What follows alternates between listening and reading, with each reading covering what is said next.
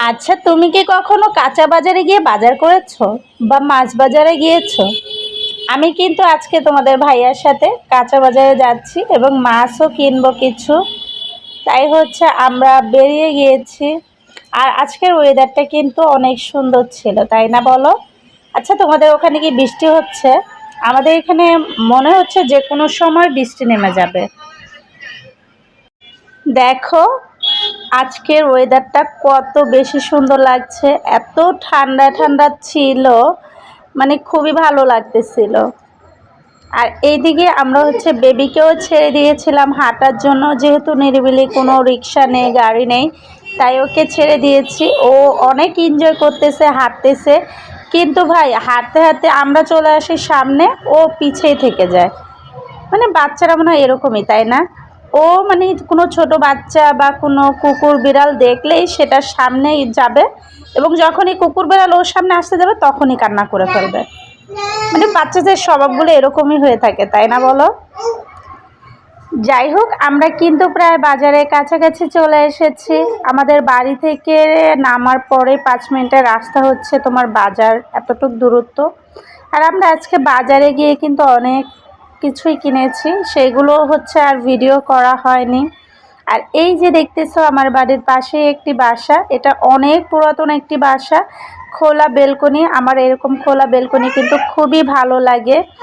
মানে আমার অনেক ইচ্ছে, যখন আমার কোনো ফ্ল্যাট হবে বা আমার বাড়ি হবে, তখন হচ্ছে আমি বড় করে একটা খোলা ব্যালকনি রাখবো, এবং টি টেবিল সাথে 2টা চেয়ার রেখে আমি আর তোমাদের ভাইয়া দুজন মিলে কফি খাবো আর বিকেলবেলা আড্ডা দিব। এই তো আমাদের বাজার করা শেষ। আমরা অনেকগুলো মাছ কিনেছি, সবজি কিনেছি, সাথে কিন্তু আমার পছন্দের লতি কিনেছি।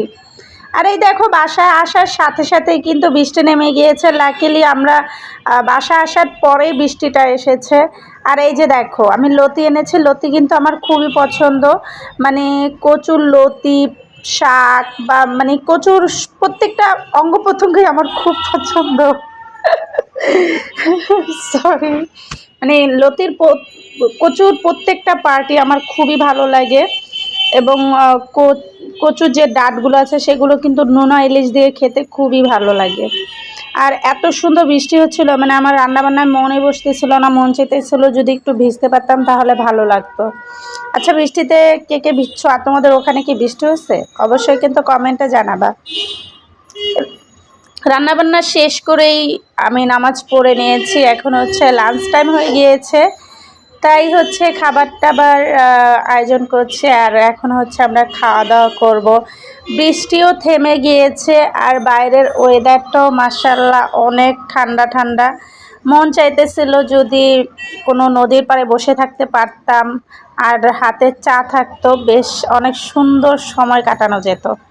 কিন্তু ভাই, আমরা ঢাকা শহরে থাকি, চাইলেই তো যে কোনো সময় যে কোনো জায়গায় যাওয়া যায় না, তাই না? আর এইভাবেই হচ্ছে আমার আজকের দিনটা, সুন্দর একটা দিন কেটেছে আলহামদুলিল্লাহ। তোমাদের দিন কেমন কাটলো? আর তোমরা কে কী করেছো? তোমাদের ওখানে বৃষ্টি হয়েছে কি না সেটা কিন্তু আমাকে জানাতে পারো। সবার জন্য দোয়া রইল, সবাই ভালো থাকবে এবং আমার জন্য দোয়া করবে। আসসালামু আলাইকুম, আল্লাহ হাফিজ।